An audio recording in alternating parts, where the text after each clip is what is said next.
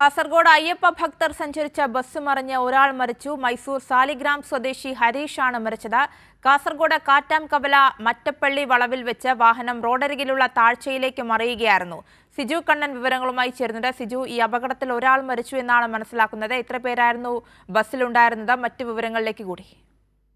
3 മണിയോടുകൂടിയാണ് അപകടമുണ്ടായത്. കാസർഗോഡ് കാറ്റാംകവലയിൽ അയ്യപ്പ ഭക്തർ സഞ്ചരിച്ച ബസ് മറിയുകയായിരുന്നു. കർണാടകയിൽ നിന്നുള്ള തീർത്ഥാടക സംഘം, മൈസൂരിൽ നിന്നുള്ള തീർത്ഥാടക സംഘമാണ് ബസ്സിലുണ്ടായിരുന്നത്.